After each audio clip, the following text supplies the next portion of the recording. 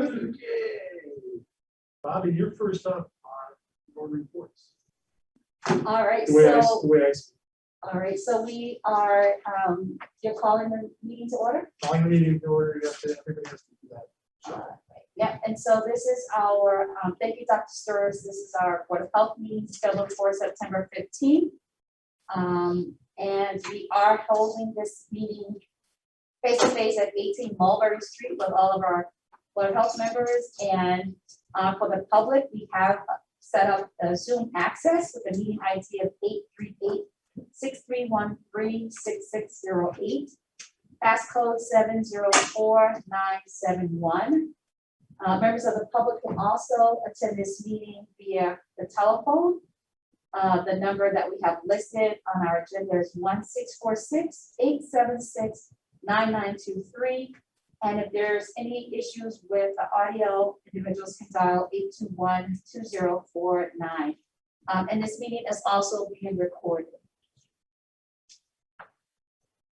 All right, you want the director's report? Director's report. Thank you. All right, and so for the month of September or August, just have some highlights here. I did want to read our vision and our mission.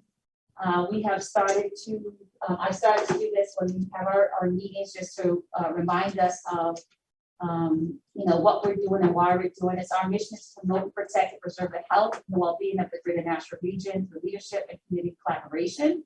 And our vision is to have an informed, safe, healthy, and resilient community where all people can thrive and prosper. And we subscribe to the following values of integrity, leadership, adaptability, and respect. For a financial update, our Public Health Network Services grants were presented to the Human Affairs Committee on Monday and were approved by the Board of Aldermen yesterday. That was for additional funding that's come through for our COVID funding for the next 2 years in the amount of $621,556 through the COVID Enhanced Detection Grant.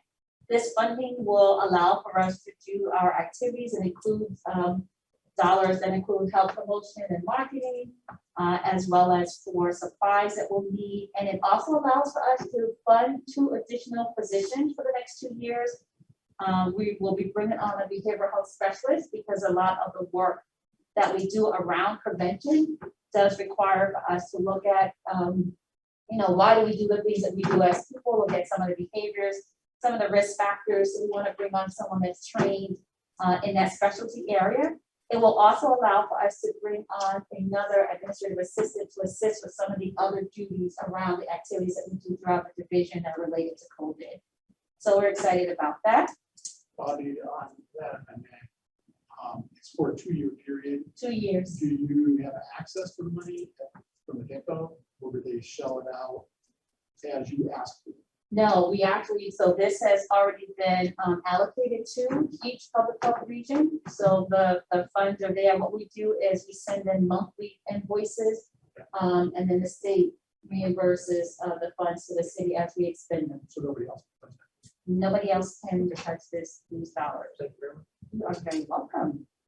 As far as operational update, we continue to, throughout the division, you'll hear from each department, the managers, and those who have reports today will report out on the activities that they have been doing with regards to our daily functions for the core functions of public health and essential services. We continue, as you know, the COVID mitigation measures as a part of the response efforts. We have, I left my phone. I am going to have to, you have your phone. Yeah, we'll pull that up. That's okay. Sure. But we'll have, as you'll hear, the the numbers for the state of New Hampshire are continuing to rise with regards to COVID cases and our percent positivity rate, as you'll hear from the EPI report. We're expecting, though, as we've seen across the state, across the country, where the numbers are starting to level out a little bit, and we're hoping that New Hampshire will also come to that place as well. But in the meanwhile, our division, our community health nurses, community services, and environmental health staff continue to work across the mitigation measures to help slow the spread of this infection. How are our partners? Well, I mean, hospital beds. yeah, so, you know, we still have our joint call meetings with the hospitals, every other week. Yeah. And at our last, report, we, you know, the ICU beds, you know, they weren't out, they hadn't outreached their capacity, but there were significant numbers of folks, like 9 out of the 11 beds being full. That was last week. I did hear, we didn't do a joint call yesterday, but I did hear that on Monday and Tuesday, there was quite a bit of activity in the hospitals. Not necessarily all COVID though. COVID along with, so flu has started. All right, so there have been some flu cases. So we saw last year, because we had the mask mandate, because people were wearing masks, we had a decrease in flu cases. People are not wearing their masks as much as we would like, you know, in totality. And so it's flu season. And so we're now starting to see some flu cases. There are other things that people are in the emergency rooms for. The board of beds are back out again because of mental health issues. You've got cardiac, you've got injuries, you've got all of those things that are happening. And when those things happen, and in addition, you have people going into the hospital because of COVID, that's going to create, you know, some added stress onto the hospital. So it'll be interesting to see what the numbers are on that. Yes, yeah.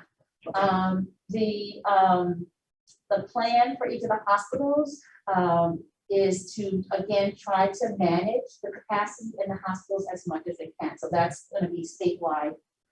Because of what we learned with staffing capacity across the state, even if there was a, you know, it would be very hard pressed for any one of our hospitals to be able to set up alternative care sites. And so the goal is to try and mitigate as much as they can in all of the hospitals across the state when it comes to addressing the beds and the issues and providing those services.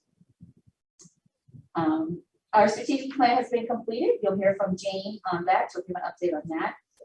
And then in my report, I have our building update. So you guys have all had a chance to, you know, we've been meeting here. Most of all of the work has been completed. We had a little bit of masonry work that needed to be done because of some of the leaking that was coming into the building. And we did that work and we found a couple of other leak spots. And so once that's done, then we'll be totally done. But we're in a good place, you know, as far as that goes. And we, if I can interrupt again, have we set a date for the house? We have not set a date for the open house. And the reason the mayor asked the same question, he's like, okay, so you have a date for open house. Because of insubstantial spread, that's going to create a little bit of a problem for us to do that. And I did mention that to the mayor. So as much as we'd like to be able to do that, it's going to be really hard for us to have, you know, that type of activity right now. I've been really working on my smile. I know, unfortunately. Just kidding. It's a beautiful building. Yeah. And we have the best smelling bathrooms in the city. Best smelling bathrooms. That's thanks to Bokia with the plugins. So we got some plugins in. As far as some staffing updates, so I do have some news. An additional bullet has to go on here. Our FEP staff position is still open. I'm serving as the interim until we can get that position filled. We did have a couple of new applications that came through that look a little bit more promising because we really need to have someone that has a little bit of experience with emergency preparedness. So we do have a couple that have just come in that look promising. I already mentioned the additional positions that will be hired into the enhanced detection grant. The other news, our epidemiologist, Angela Constantino, has decided that she does not want to continue with full-time work, so she won't be coming back after her maternity leave, which is, again, very understandable. Can we, or is it a non-issue? We can't have her part-time? She does not want to work full-time hours. Oh, So, we could offer. You just have to know what I How did you go up down on both knees or just one? So what we will be able to do is we will be able to have Angela work with us as a consultant, you know, so she is willing to do that, and we have a number of projects that she'll be able to provide some consultation on with us. Give her our best. Yes, And yes. send pictures. Yes, we will definitely send some pictures. She'll be visiting us, if you hang around a little bit this afternoon, she'll be visiting with us today with baby Vinny. Yes. Our staff development, and our work plans, our medical students, and you've met Tom Oral. He is a fourth year student out of the School of Osteopathic Medicine, and this is his last week. Yeah, we talked, very young, engaging young man, not like most of the medical students I know. Yes. Sorry, Chuck, sorry, Stephanie. Yeah. Very engaging, very nice. Thank you. And our other student, Maria Elena, was here, and she finished her rotation last week. And so after Tom's done, we get a 2-week interval before the next medical student comes on board. And in community health, we'll have nursing students starting some point in time this month, and Kim Bernard will give an update on that. We've continued to participate in equity work group sessions. So we have, I think we have 3 more sessions left, and then our division will be finished with that. And then the staff through Bob Mack has also been doing a homeless population training session that they've been going through as well. And we've been doing some workplace, what do we call it? HR department has sent out not safe workplace. Drug-friendly workplace training that we've also been working on as well. We do have a CDC public health associate that will be starting with us in October, and she's very excited. We've already met her. She'll be with us for 2 years. This is a position that is funded by the CDC. They're placed throughout the US in different local health departments to support public health work, and some of them even land at the state health department as well. So that supports the work efforts that we do here as well. And then the rest of the report is just committees and commissions that I've served on in the month of August, September, and some of the work that has been done there as well. I do have a staff weekly mentionables that has been established to highlight our staff achievements that I forgot to send out on Monday, so I will send that out to you all. Sylvia Petak was recognized for her work as a community health worker in the community, and she was recognized by the it was the Brazil Fest, and so you'll see that. We've got a couple of runners. So April Torhan has been recognized for her running, and Tim is preparing for the Boston Marathon that will run in October. So those are all highlights for the month of for last week. And that's it. I have just to put my plug in. Stephanie said it earlier today. If you else deliver too easily. Do you want me? Will be having a natural high health students? I mean, do you want me to plug, or do the nurses feel that it's appropriate to have the LPNs shadow, the LPN students shadow, and the clinics you're putting on vaccine, food? So Kim Bernard is here until when we get to community health that we can ask. I don't want to burden it. Anytime Right. we all know they take more of the time, not less of your time. But we're hoping they will convert some of these LPN students. So that'll be their first one in the apple. Okay. And the last thing, back in the old days, I know you know about it, we used to monitor the legislation dealing with public health that was in Congress. Who's doing that? Or are we not? So, I think that may have just fallen off of the radar. So every year, the state, so over at City Hall, there is a legislative liaison that will usually send out some information asking for our input on legislation. Each of us, of the managers, will get something dependent upon the department. So environmental health or welfare may get some legislation, and so Bob Mack will push something out. Or Raymond Heidi will put something out. Kim Bernard has put something out. So we usually go through like the newer legislation. That's usually in December, January, February, when that will happen. And then any new legislation that comes out in between, we're looking at it based on the department managers getting that information from different committees that they actually sit on. I think it was Chris, was her name. She used to do it for the pediatric things. That we're doing. Chris Lister. Yes. Haven't heard about it. I can't believe the kids are dropped off the face of the world, but that probably might be something that Chuck would be interested in. Maybe from time to time, if you report to us legislation that's going on, so that we can set up your. Yeah. No, I think that's an excellent point. What I would say is that Solution House for sure has their department. You need to speak louder. But You need to speak louder. Can you hear me? Yes. Okay. So Solution Health, which I know you have a lot of connections with, and you've been meeting with the joint partners, definitely has a team that monitors these things. In addition, we have several members of the Board of Aldermen that are representatives also in the legislature. And I would think between those two that we could ask for some communication on a regular basis. I know, for example, that Alderman Clee will often send out a newsletter to her constituents talking about any relevant legislation. So perhaps we can rely on them rather than duplicating efforts. I think we just like to know, especially the flavor. Yeah. Excuse me, the flavor that's going on up in Concord or anything.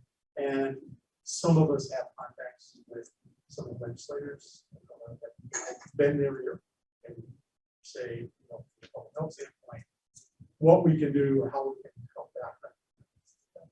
Thank you. And I usually do have that as a bolded section in my report, and I took that out because I haven't had any additional news on that. But between all of the things that you recommended, folks do send things out, and I'll just make sure that I put it back in the report out to have those bullets there. I was thinking of Chris when I figured that out. Yeah. We used to have that connection. Now we don't seem to have it, so either it's not important anymore or we're missing opportunities. Also, Cindy Rosenthal is, for years been at the forefront of legislation in the housing and services arena. I'm sure she could be a resource. Yeah. Dr. Dan. Sure. I saw a hand go up. Sorry. Well, sorry, thank you.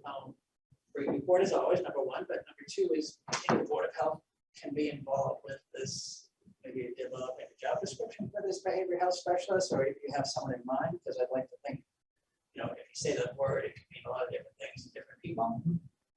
If they don't have a public health interest, it's probably not as useful as someone who just sits in the clinic prescribing meds or talking to people. So I think we probably should, be fair in the process, just maybe think about how we want to define it. If you might have one in mind, then maybe you can share, but I think we would value that input. So, especially given our recent history of wanting different members to maybe enlarge the board, public members to enlarge our numbers here, if we could have an input, that would be nice.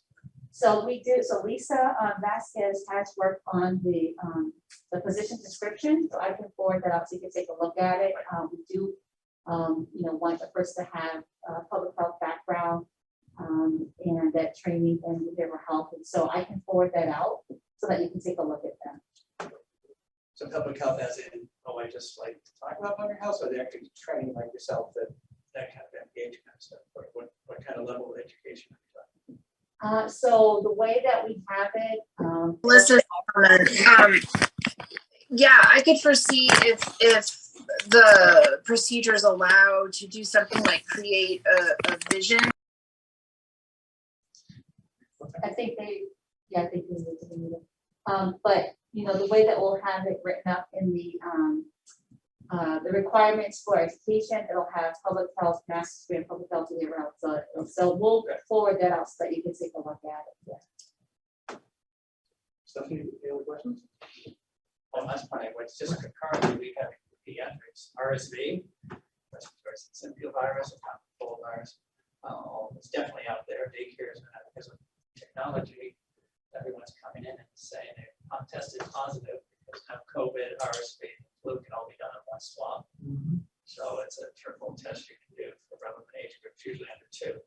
So I think as you're talking about bed capacity, that's what's getting us here in the office is all that hitting the perfect storm coming together. And we haven't talked about what we're expecting this flu season to be about that. So, you want to sure if you have any questions. You're good.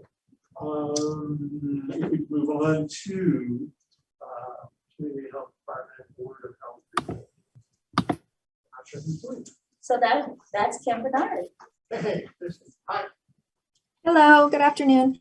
I do want to say that it's very difficult to hear Tony and Chuck. Can't really hear them at all. Stephanie, I could hear.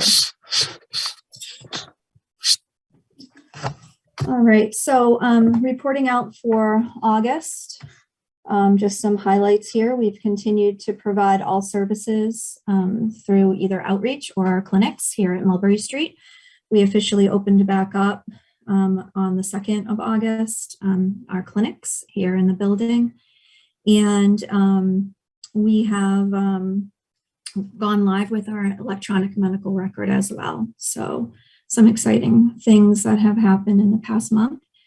We continue to do some COVID clinics as well as general immunization clinics. We've done some school-based as well as, like I said, some COVID. We have set up for the fall in August. We set up for the fall for flu clinics at all the Nashua district schools. So those will be, those are set up and we'll be heading to those places over the next couple months. We also had our laboratory and pharmacy inspections, our routine inspections that went well, and for licensing of our laboratory. And I think that is everything for highlights. Thank you. Thank you, Kim. One of the things in the first major paragraph, it says every time a client assesses services, it's always invited to get testing. You know what percentage that is? I can't hear you, Tony. Okay, sorry. In the first paragraph, last line, you talk about clients, they're always invited to getting tested for HIV, STIs. Do you know how many people take advantage of that? What percentage that you see? We do have statistics on how many people do get tested. And then also how many secondary, how many people we've contacted secondary to that primary contact. Off the top of your head, I know you don't have the stats. I don't off the top of my head, but I can find out. I don't want to put you to trouble. I was just wondering, is it a high number or they don't take advantage of it? And is there a way we can somehow allow them to take more advantage of it through education? Nicole doing her thing. I couldn't hear what you just said. Well, what I'm looking at is there a way that we can educate the patients to access, to get vaccinations when they're there for STIs, HIV, can we get them to do the whole ball wax? When we're providing SANA services? Well, Is that what you're asking? I was just looking with the percentage of those people that are in for one thing, cross over to another. Oh yeah, all the time. There's Okay. crossover constantly. Mhm. We try to take advantage of every opportunity, every point of contact that we have with a client, and we try to, speak with them and educate on all the different services that we offer, and try to, individualize the care that we're giving and make sure that we're covering all the bases that they may need. So yeah, I don't have specifics on you know, that their numbers would show up in all our different services, but I don't know, you know, specifically if they came in for one thing, you know, if we serve them in another area, but yeah, that's one of our focuses. If I was smart, I would have asked ahead of time so that you would. Oh, that's have okay. like this, you know, one of those things, but I just wondered, you know, are we spinning our wheels and we're not going anywhere? Do we need to put another twist to it? Or, yeah, we're making headway, this is, you know, leave us alone, we're doing our thing, and it's okay. So, that's No, what's up. we definitely through our outreach efforts meet a lot of folks, and we refer them not only to our services but our partners as well. So I think that we do a very good job of trying to you know, meet people where they're at and try to offer the services that meet their needs, Okay. whether it's through us or a partner. Okay, thank you very much. You're welcome. Stephanie, any questions? Oh, Kim, can you hear me? Talk? Yes. Yes. Hi. So on your back to school nights, can you just you've been great in the past about getting vaccine updates to the PCPs. Do you have a plan in place for now adding maybe COVID for those that are 12 and above, that you could maybe let our local offices know that they had it versus the parents who don't often give us things? So just to keep the flow of information. It would be very difficult to be able to do that. I know with NHIAS that's rolling out. I know the offices are still you know, going through the process of that. So that'll be something that will be included in that that database as well. But can you give them we'll give them a piece of paper at least, if you could say, bring this to your pediatrician next time or family practice provider next time you see them? Is that you handing them something, or you just rely on parents telling us they had a vaccine at the school? Because a few have already told me that, and I said I haven't seen anything. Chuck, are you talking about COVID specifically, or? Well, both the flu shot and the COVID now has an updated vaccine. Nope, they always leave with documentation. Okay, perfect. Yep, they always leave with documentation. And now with our new EMR system, there's actually a printout. So it's better actually. So no, they always leave with documentation for and instructions. That's nothing new. They always leave with instructions to bring them to their doctor's offices, and we'll give them copies if they need it, you know, if they don't have access to that, so that we make sure that there's the schools or the physicians get a copy. Perfect, thank you. Thank you, Kim. You're welcome. Anybody else? Any questions? Moving on to the epidemiologist report, which I'm sure Bobby, you. Yes, so I do have the numbers from our dashboard. I think Sophia has the slide with the report in it, but because the numbers, you know, update daily, and so the reports are sent in earlier, so I'll just share the information. So right now we're at 226 million total cases globally, with 4.6 million total deaths. And the United States is still leading in total cases with 41.4 million and 664,000 deaths, followed by, it looks like, India with about 33.3 million cases and 443,000 deaths, and Brazil following at 21 million cases and 587,000 deaths. At the state and the local level, right now, as I mentioned before, we continue to see increases in cases. It looks like for September 14th, there was an announcement of 227 cases and an average of 404 cases per day. This is showing a 16% increase compared to the 7-day period from September 8th through September 14th. So in total, in the state of New Hampshire, there's been 112,747 cases. We have 3,519 active. Our test positivity rate for the state is at 5.8. And there are currently 141 in the hospital, and there's been 1,448 total deaths in the state of New Hampshire. So we have seen an increase in the number of deaths Not a large number, but we're still seeing 1 to 2 cases. And the hospitalization rate has gone up by 1 to 2 over the past few weeks. As far as vaccination for the state, we're at 55.6% fully vaccinated, and 61.2% have had at least 1 dose. We do know that, when we look at the significance of this data, cases over 100 per thousand and the test positivity rate being over 5 is what has us at, that heightened level of precautions and pushing out messaging around masking and vaccination. In Nashua, our new case rate per 100,000 is at 269.9. Our test positivity rate for the first time has fallen under 5%, and that's new as of today because over the weekend it was at 5.5, 5.1. It's at 4.4%, which is good.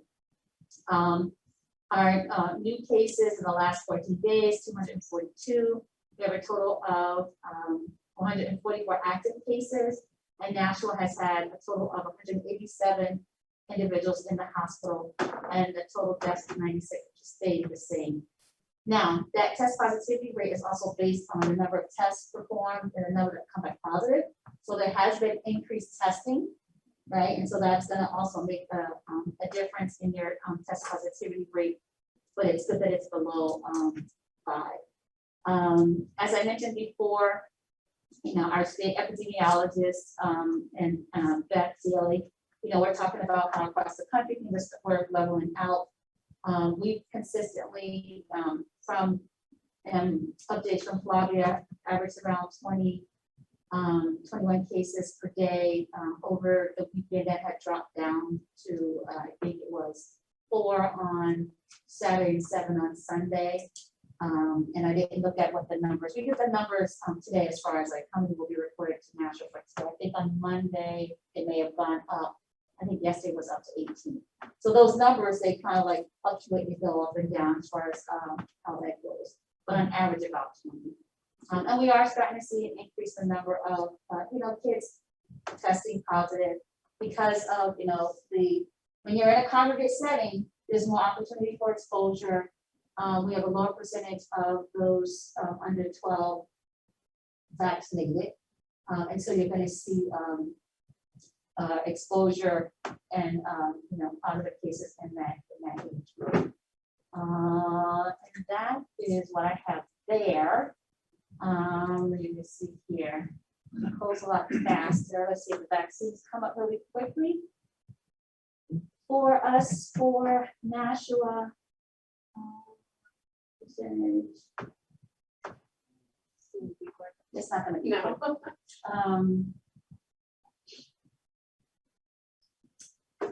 It's not. It's spinning, but that's where we are. So we do know we're still in substantial spread. We still need to make sure that we take the measures that we need to prevent the spread and get quicker to that leveling out. We do know again that wearing the mask will work, and we also know that the more adults and age eligible people that can get vaccinated, if those folks can be encouraged to get vaccinated, that's what's going to help us make the difference as well. Bobby, how are we with the information on boosters? Is the same as we talked earlier this week? But the information is still the same. So for that 3rd dose, which is for those that are immunocompromised, those individuals can connect with their healthcare providers or pharmacy, CVS, Rite Aid, Walgreens. They're offering for that 3rd dose for those that are immunocompromised. The state is looking at a plan to look at how they can roll out the booster. That we still have not received that information, but they are looking at rolling or getting things set up for that to happen. That will be for individuals though. So we're using 2 different terminologies. 3rd dose for those that are immunocompromised, booster for those who have had 2 doses of Moderna or Pfizer, and it's 8 months past their 2nd dose, 2 weeks before they can get the booster. And I've been hearing something about this 6 months, 8 months.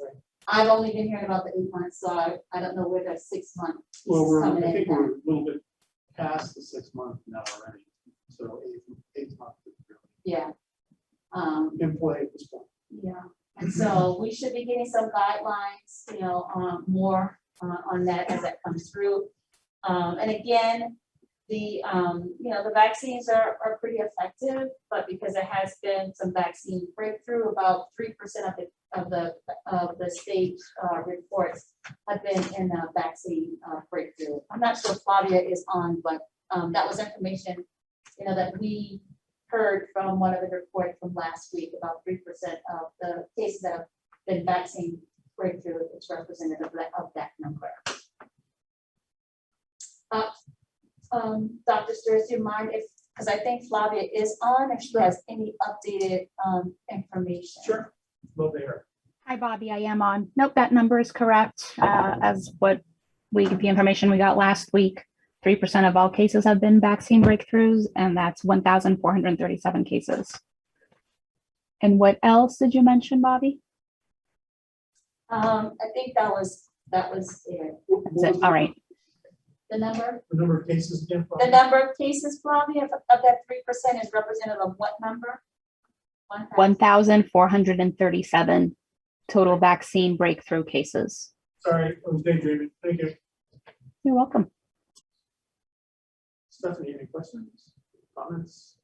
Well, Bobby, from a technical perspective, just keeping track. So the two cases about parents calling me that they got a home COVID test kit and were testing themselves, and both cases were positive. So they wanted to know, one, my question to you, how do we capture those? And two, in this numbers, two, what's my role to tell the parent? Because I said, I think we need to, obviously in school, that's something else, but how do we let the public health department know? Are they supposed to call you, or, because otherwise, until now, everything through the systems of the clinics and the hospitals, and you just know when it goes to a certain place to get counted, but home kits could be bought at CVS, I was told, and both cases were positive. So I didn't know that till this week. He sent me a text message with a picture of the positive. Yeah, I think so. Flavia is still on. I do believe for those home kits that they are supposed to report that. Yes. As far as how all of that data is being captured, I'm not sure. Flavia or Kim, do you know any more about the home test? Yeah, so we do ask for folks that perform a home rapid test that they self-report to the public health department. If they live in Nashua, they're most welcome to call us, or everyone can call the HHS at 271-6996 to self-report a home positive test. We do accept reports of home positive tests, but we do not accept report of home negative tests in order to get out of isolation or anything like that, but we do accept the home positives. One of the interesting things that I've heard is not to take the test at the airport, because there's too many proportionally false positives. And of course, if you're trying to get on the plane, it's a false positive.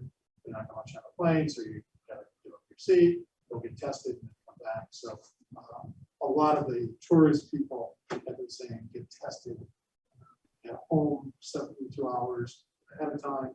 And those are more accurate for PCRs there. So just statistics. Go ahead.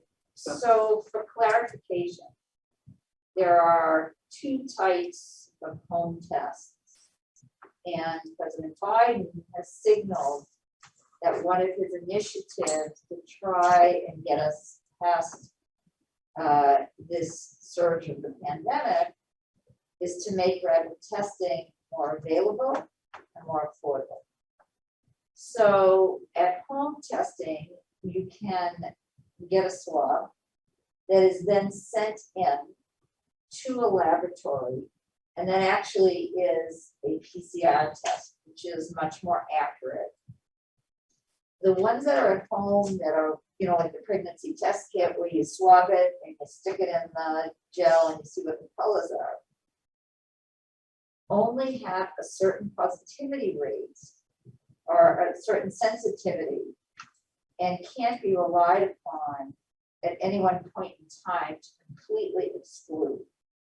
So if people are symptomatic, they should understand what the role of those home rapid tests are. In addition, when people travel and tests are required. For example, I believe United Airlines has declared that even for domestic flights, but certainly for all international flights, my understanding is that they all require the PCR test. And the PCR test takes hours to days. And so while there is testing at the airport, and some airports actually have an arrangement where you could be tested there, then go home or go somewhere or go out to dinner, and some hours later, there is a result. I have not heard a difference in the positivity, but you certainly don't want to get there with your luggage and have that information. So people should just understand what they're purchasing and what the utility is.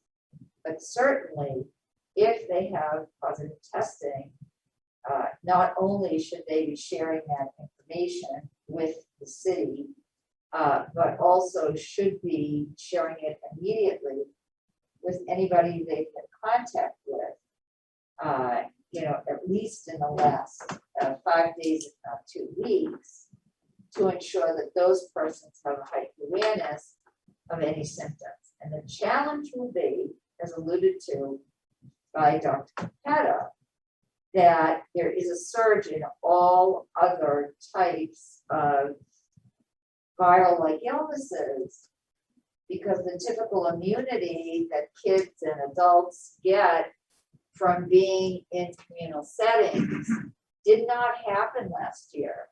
So there's what some people are calling an immunity debt. So there will be a lot of viral illnesses that will not be COVID, but people need to maintain their guard and not assume that what they have is the common cold. No, I'll stay. You good? Thank you. Good stuff. Thank you. Anybody else have any questions? You guys are good? Moving on, if I could, pH emergency. Substance abuse, I guess.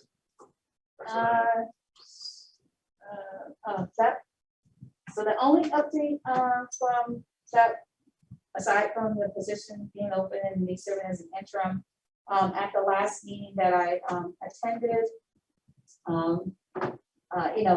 there was conversation about setting up for, so I talked about it a little bit already, setting up for the booster clinic. So they're trying to identify sites where those will be set up. There is no plan to do mass vaccination clinics as we had initially with COVID, when we had the whole rollout, we had the different phases. So far, that's not the plan. There will be a couple of sites that will be set up across the state, fixed sites where individuals will be able to go to those sites to get the booster vaccine once that is in place. It does present a challenge for each of the public health regions because they're expecting for those to be taken care of at the local regions. So at the doctor's offices, they're expecting the practitioners to take care of the boosters.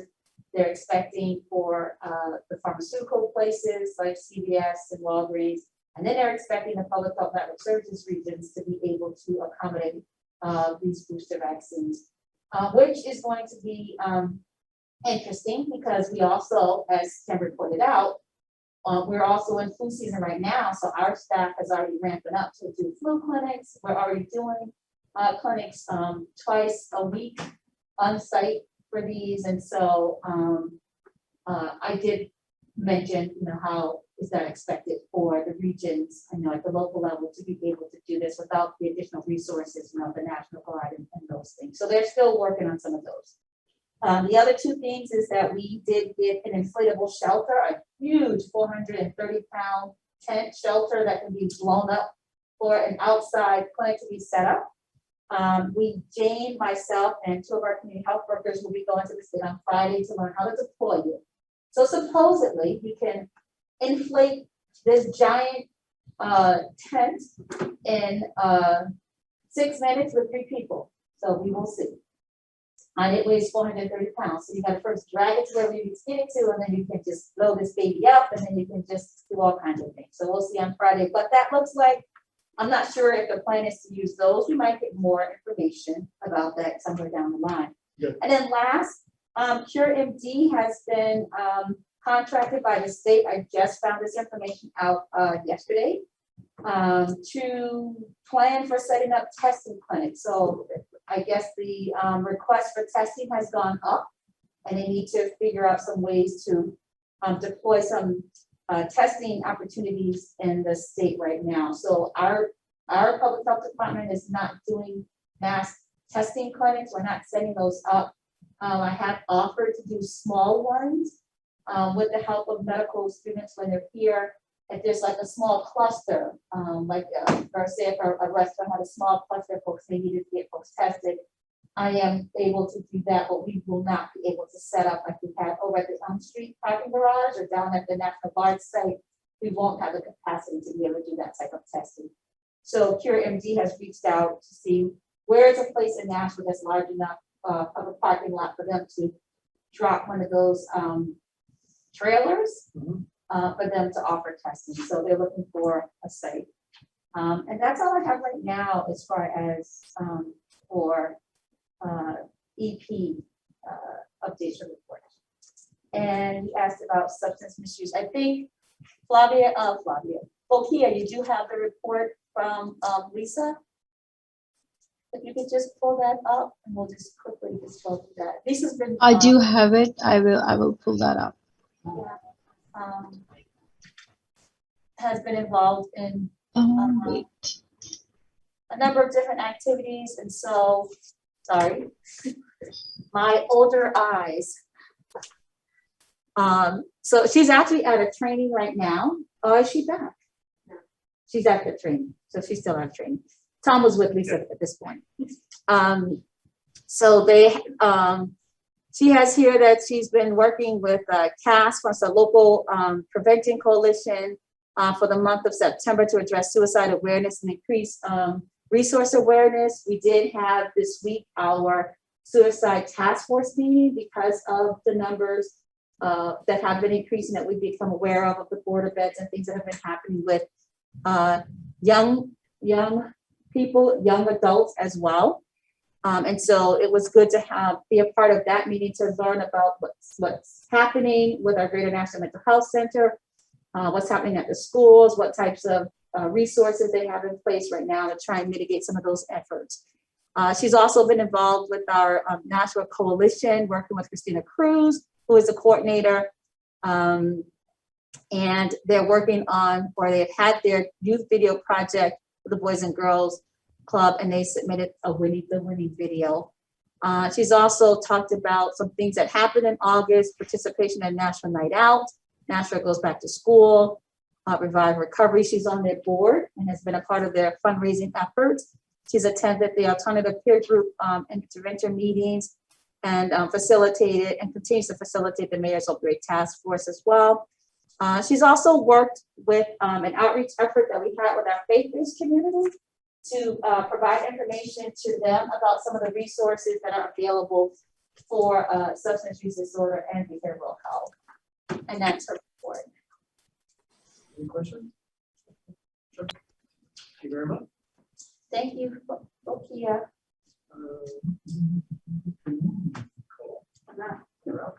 So I'll just give some highlights. I put a lot in my report, but I'll just kind of go over some of the big items from August. So as always, I continue to work with our nurses, our community health workers, and our staff on promoting the COVID vaccine clinics that we have going on. There was a lot of news and updates regarding the vaccine in August, as you guys have seen. So we've been pushing information out regarding the FDA approval of the Pfizer vaccine. We pushed information out on not using ivermectin as preventing or treating COVID.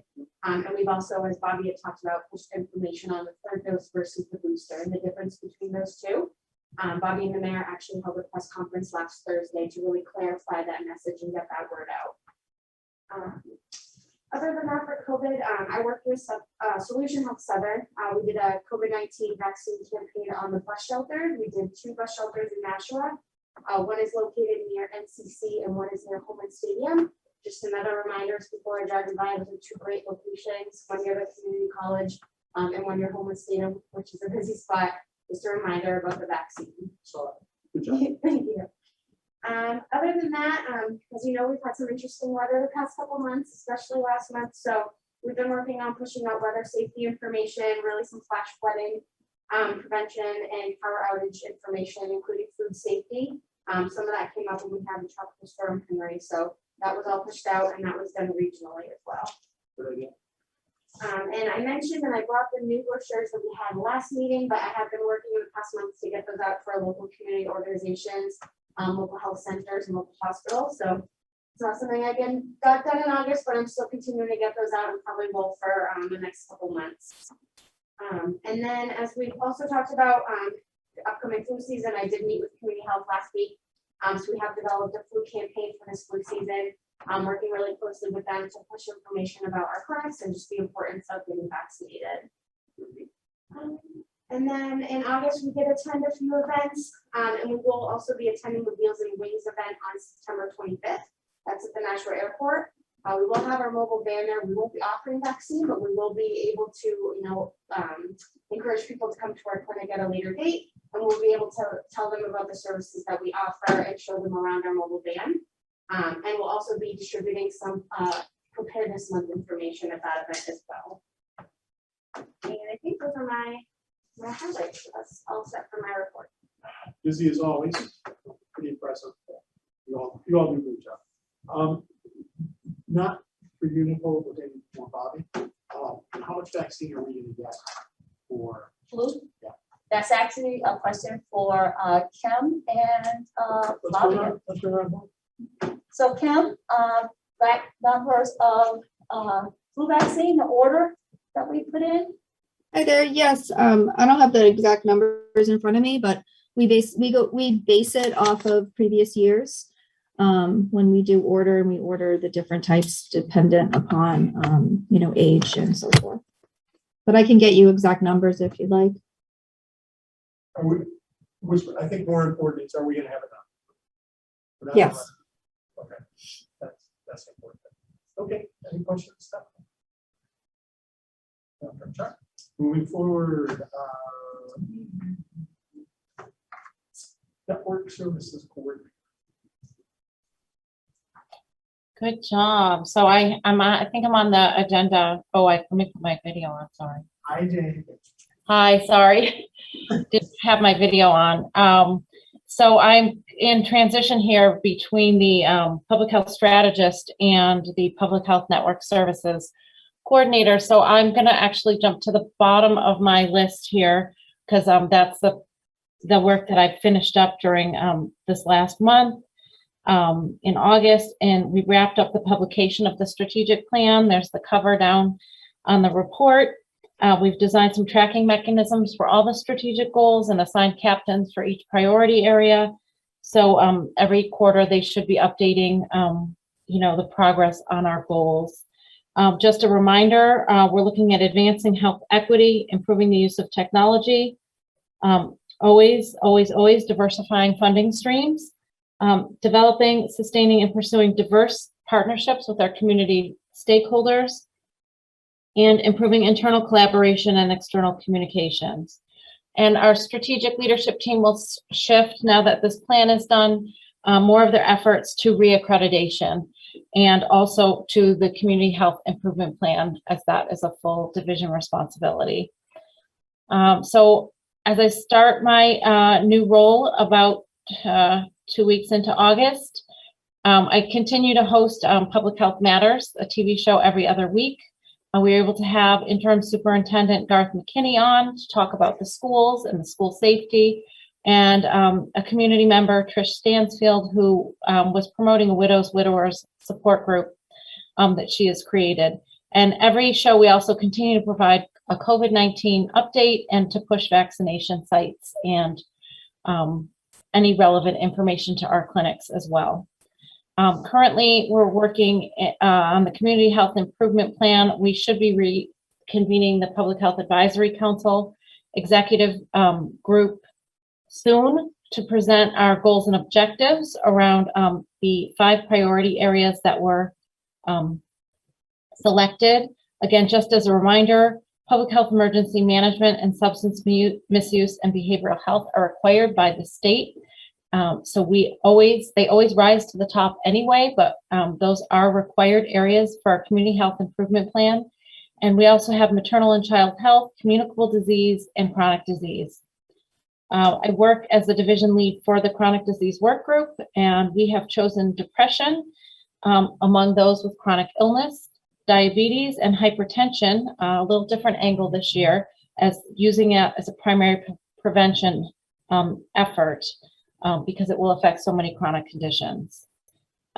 Continue to be the co-lead on the Kresge Foundation grant that's addressing healthcare issues of trust in the BIPOC community. And I've also, in this new role, begun to use my organizational skills to look at our Gilson Road warehouse and,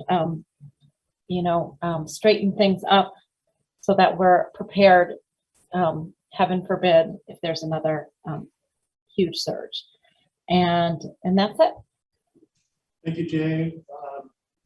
Congratulations, I guess, on the promotion. Depends on how you look at it, but I know you're going to do a great job. Thank you. Thank you. I appreciate the vote of confidence. And if you need anything, you can always come back to the Board of Health. We can say no as easily as possible. So. No, I'm just kidding. We'll try to help you in any way we can. Stephanie, any questions? Yes, thank you, Jane. I echo what Dr. Stroh said. This morning, a number of gymnasts, including Simone Biles and Ellie Raceman, gave heartrending testimony about child abuse that occurred in the athletic community.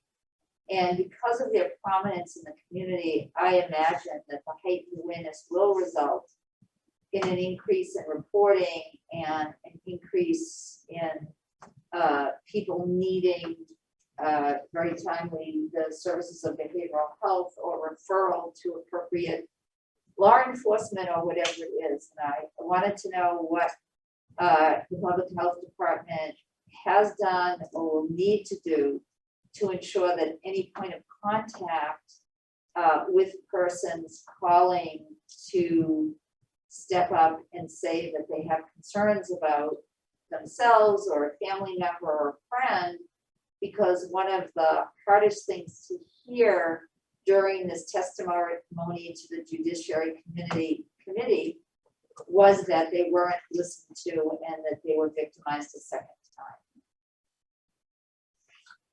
under the maternal child health guys. Jane, you still there? So I am still here, listening. Yeah, so I mean, we do have a maternal and child health work group. It's actually run out of the United Way Smart Start Coalition, and they have been working on ACEs and resilience and those kind of initiatives for goals and objectives. I'd have to drill down deeper to see what their action plan is for those things. And also, I think that's a good question for Lisa as well, as far as the behavioral health aspect of it. And it's a good chance for us to brush up as far as our resources, where those referrals will go to, because that was one thing that came up also, like on the suicide prevention task force, is that we have to update our referral sources and what's available in the community. So, given that that is coming up, that's a good reminder for us to make sure that we know where to refer people should those calls come through. Thank you. Thank you, Jane. Chuck, questions? Bonnie? Yeah, and that Dr. Stephanie, that actually came up. We did a call this morning with the state's substance misuse prevention regional team, and the whole thing around the mental health came up. There's going to be something new as far as a another call line that will be set up starting in January for people to be able to call to get connected to resources, and it will direct them to the mobile crisis teams regionally throughout the state. So it's a statewide initiative that is coming out of the governor's office, commissioner, and DHHS. And so we're getting the state is trying to get prepared. So they had a 10-year mental health plan that was put out.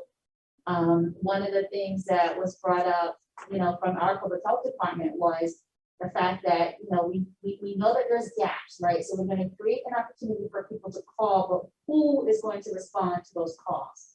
So we know that there's a huge workforce capacity issue. We know that the compensation for folks that work in mental health is not as adequate or high as it needs to be. And so we get people that are trained that then go across the border to Massachusetts because they're going to make a better livable salary for them in this field. So there's quite a few issues that need to be addressed. Tony, you mentioned legislation. Some of these are going to have to be policy changes because you're going to have to create the workforce to be able to respond, to those calls once they start coming in. And I do wish that Lisa were here to give a little bit more feedback on some of the responses that came out of the suicide task force meeting with the Greater National Mental Health Center. They're partnering with the schools. And so, we're hoping to be able to address some of these by putting these plans in place because your schools are going to see these things first. And if you have the trained people in the schools, they'll be able to recognize it and they'll be able to make those connections and referrals to our Greater National Mental Health Center. Both of the hospitals are working on increasing their ability to respond to mental health needs as well. But again, I'm hearing the earlier days of this week, we've got those border beds.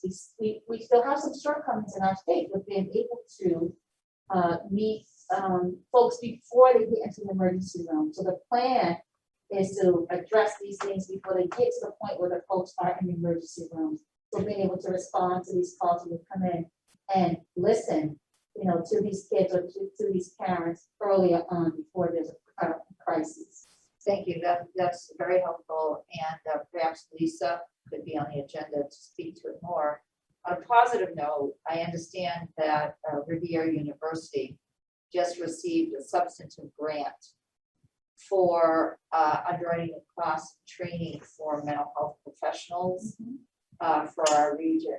And so I think it would be wonderful if we could also connect with Sister Bewley and her team to see, what their focus will be and, whether they need, sites to for them to have the clinicals, but also to understand what the focus is, and also for the students as they learn to understand some of the work that's going on. Do we get any other questions or comments? Jane, you good? Okay. I'm good. Did you read my lips? I saw you sleeping, so I thought I'd yell. Let's see that. I think it's the Heidi and Ren show up next on environmental health. Good afternoon. Ren very nicely put this report together because I was on vacation. So he and I are going to kind of split up the duties a little bit of reporting. Okay. I'll start off with food service. We still are seeing that our food service partners have been significantly impacted by COVID, both in staffing and supplies. So they're having a really hard time, and with lower numbers in facilities, some of them, it's really difficult for them to be paying attention to everything that they normally would have paid attention to. So we had done a period of time where we had done unscored inspections and no reinspection fee. And I think we've come close to getting around at least an initial touch to most people. And then there have been a couple of facilities where we've gotten in a couple of times.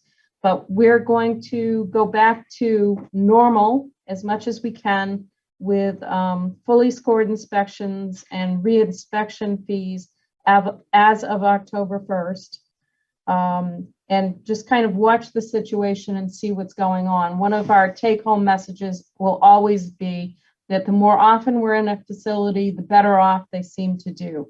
And so with that in mind, it's really important to touch base with food service facilities. And within COVID, we've been very responsive to business owners, managers, staff who have concerns, and we do site visits as requested if they're concerned about positive results in their facility, or if they're concerned about their dining area and capacity and things like that. So we're trying to help them as much as we can and kind of guide them through this rocky time. And I think that's about it that I have. Ren, you want to take the rest and focus a little bit on mosquitoes? Sure. Good afternoon, everyone. I'll touch base on two things. I'll start with the pools and spas. So even though we're at the end of that season, I did want to make a notation that our staff did finish the pool inspections this year. One failure in the field, primarily around seeing sanitizer levels or chlorine being too high. That, once it gets to a certain point, it can become harmful to those that are swimming in it. So we do have a threshold where we close that off. We did also do water sampling for bacteria. 4 samples came back positive in 3 pools. We do test for multiple items per pool, and so those 3 pools were closed. Everyone cooperated to take whatever corrective action that they needed to remove the bacteria. I will say this is a bit lower in general than we typically see for positive samples. And I think that's because on average, people were very concerned about COVID and thinking that keeping the sanitizer on the higher side would kind of help out with that, not understanding that the transmission through water isn't really a concern. So we did have a lot of issues with sanitizer levels being on the much higher end, but that did safeguard against the other bacteria that could be in the pools. So overall, that went pretty well, and that season is scaling down. In terms of arboviral, so we are in the midst of arboviral season still. It's been a pretty wet couple months, so the activity we did expect to be a little bit higher than in a couple years past when we've been within drought. So Nashua has been very fortunate. We've had 0 batches that have tested positive for either West Nile or Triple E, so knock on wood that we continue to see that throughout the rest of the season. There has been an update since I submitted the report. 2 more batches in the state have tested positive for West Nile. 1 in Portsmouth and 1 in Manchester, both on August 30th and 31st. No Triple E throughout the state, and still only 14 positive batches for Jamestown Canyon, the last of which being August 10th. We typically think that as an early season, so it's good to see that has kind of waned down, and we have 0 positives for that over the past month plus. No animal cases in the state, and the only human case was the Jamestown Canyon case in June, where that person sadly passed away, but no other cases since then. And that's all I have. Thank you. Thank you, Ren. Thank you, Heidi. Any questions?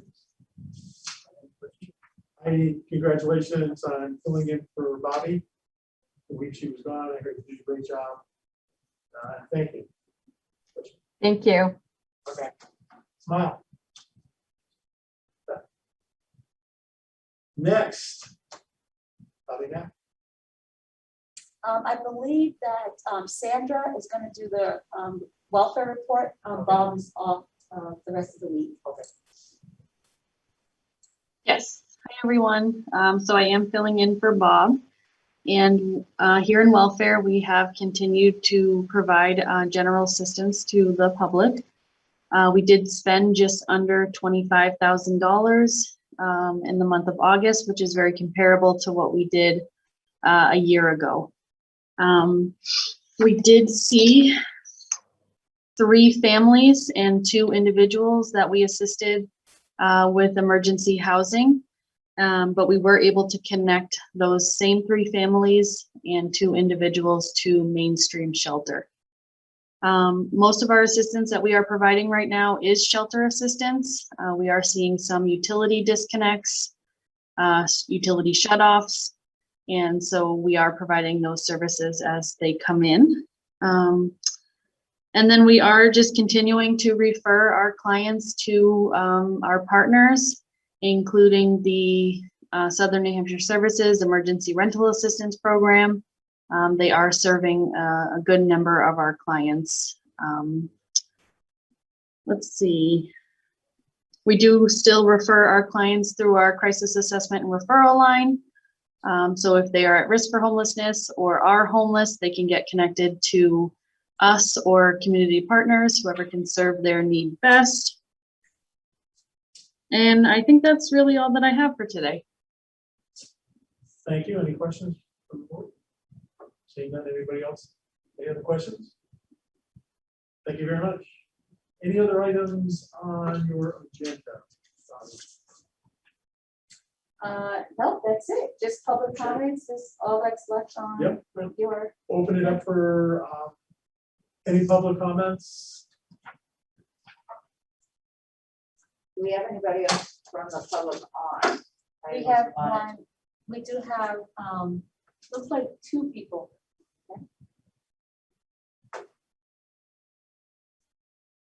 Any questions? Anybody have any comments? Would like to, if not, that's okay too. Just want to make sure we answer everybody's questions.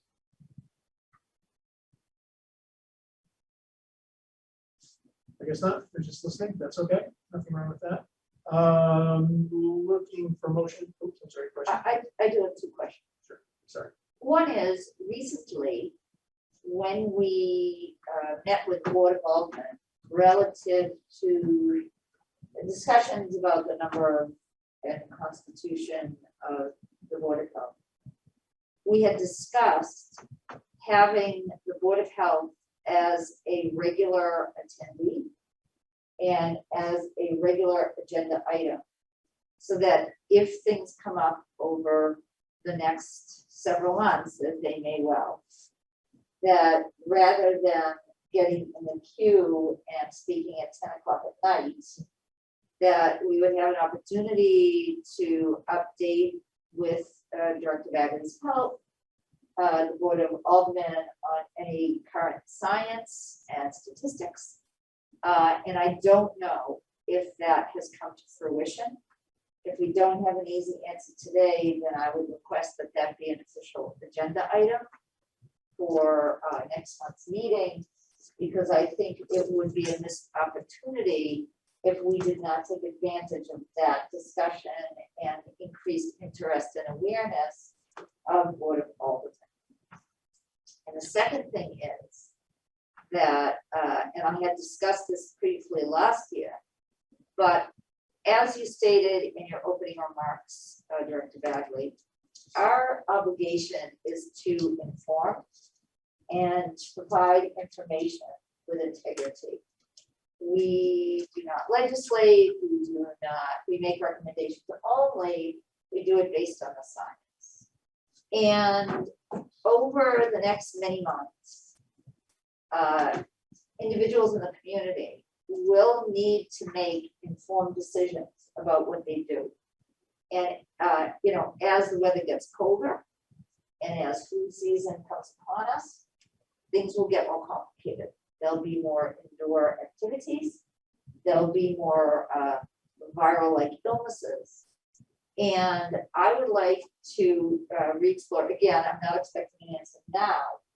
I had briefly discussed this with Jane Goodman about having a resource for businesses to post in their windows, voluntary, because I don't think that they're, you know, there's not the capacity to create the inspections and big report cards, and there's not the will to do it, the political will, but that patrons could get information. You know, my business, there's a lot of examples out there. In order to protect you, our patrons and clients, we take the following measures. We have hand stations. We, you know, screen all, yes, no, screen all of our workers every day for, you know, illness, like when you go into the hospital and ask you if you've been exposed and if you're okay, et cetera, et cetera. You know, do they require vaccinations? Or alternatively, what percentage of their staff are vaccinated? I think there's a lot of information that people would be interested in knowing. A business may choose not to post that information, but I may, as an individual, choose to patronize organizations and businesses that do give me information and that give me an added comfort level about my safety in that environment. So I would like to request that that's also an agenda item, that we have some kind of formal recommendation. As I said, there are many examples online about things that we could connect with our business community. I know you've built some very strong alliances with them and given them a lot of good information, but I'm talking about some tools they can use to communicate with the public. Thank you. Good ideas, Chuck? You get, yes, Bob? So, Stephanie, just a point of clarification. So the standing agenda item, is that on the Board of Aldermen's agenda? Yes. Okay. So So I don't think Tom made it to this meeting No, he today. was not there. Okay.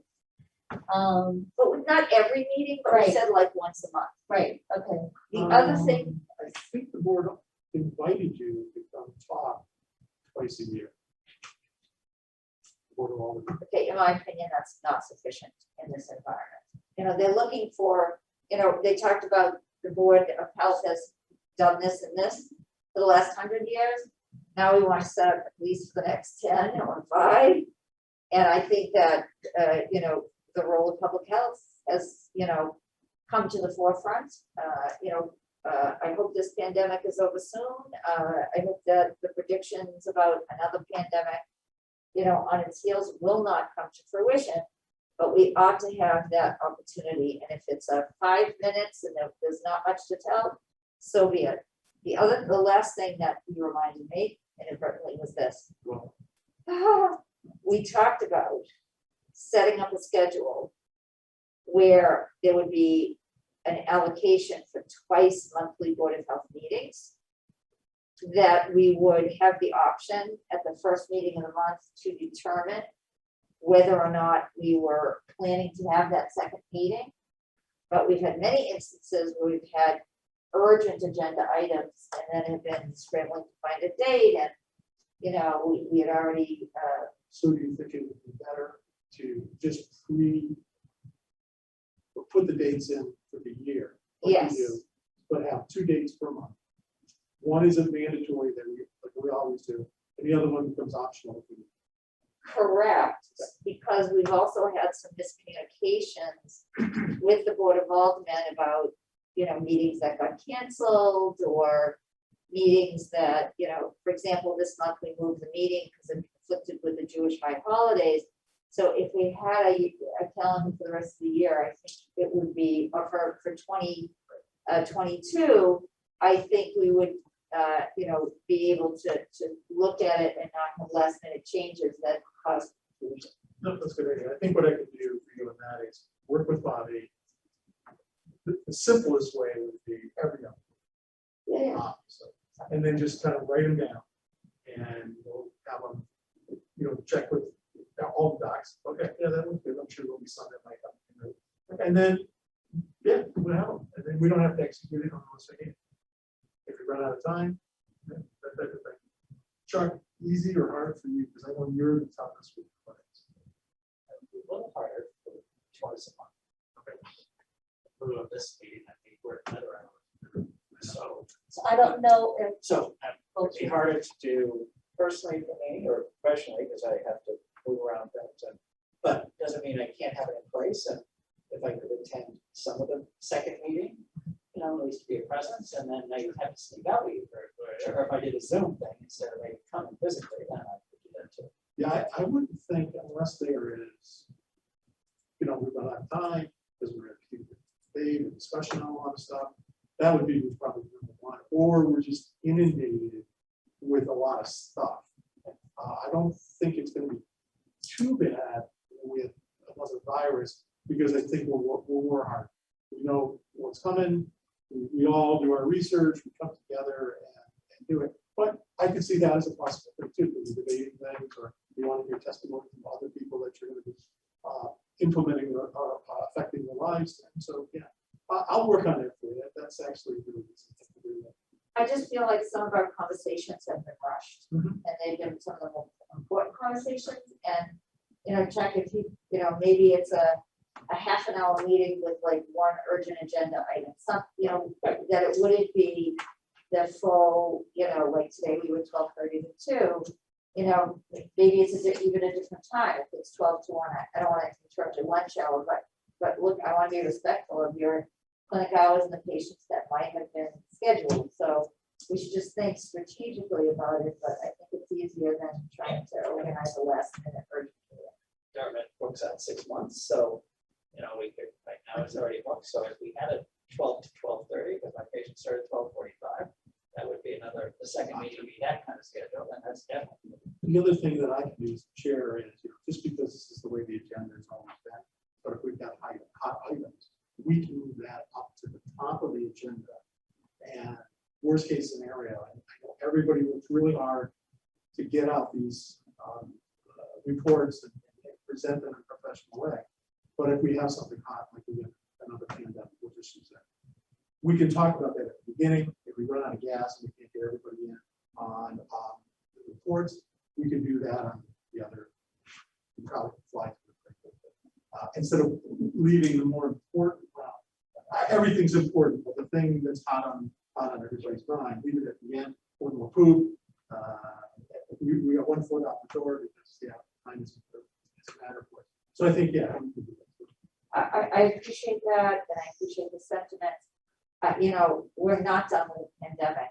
Many other states in the union have come to the point where their ICU capacity is full, and people with heart attacks and infections are dying due to the lack of capacity. Places are running out of oxygen. God willing, we will not reach that point, but we do need to remain vigilant, and we may have some difficult discussions ahead. Or they pay us the big bucks. All right. Any other questions or comments, or I think okay? So I know you gotta get out of here. One other thing, next meeting, October 13th. If everything goes correctly, I will be here. So hopefully we'll be traveling. But we hope might be traveling. So yes, we'll be back. So can we do the 20th instead? Which is the next Friday. So I will.